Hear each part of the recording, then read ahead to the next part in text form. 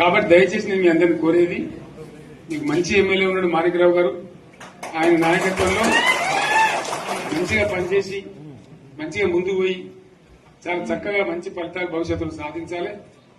పరమేశ్వర్ పాటిల్ గారికి, వారు వెంట వచ్చిన మిత్రులకు నేను ప్రత్యేకంగా ధన్యవాదాలు చెప్తా ఉన్నాను. ఇటువంటి కార్యకర్తలు, ఇటువంటి నాయకులే పార్టీకి పట్టుబొమ్మలు, తెలంగాణ జాతి రత్నాలు.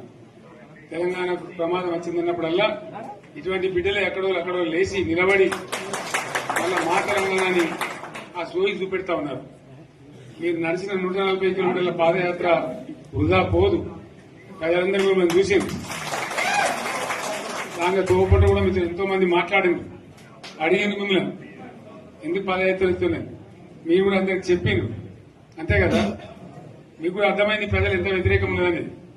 సో ఆ రకంగా మీ పాదయాత్ర వృధా పోదు, మీ కష్టం వృధా పోదు. తప్పకుండా రాబోయే రోజుల్లో విజయం మనదే. అయితే మన విజయం మన కోసం కాదు, అది తెలంగాణ విజయం కావాలి, తెలంగాణ ప్రజల విజయం కావాలి, తెలంగాణ రైతుల విజయం కావాలి అని మనవి చేస్తూ మరొకసారి పరమేశ్వర్ను వారి బృందాన్ని అభినందిస్తూ వస్తున్నట్టు మనకు లైన్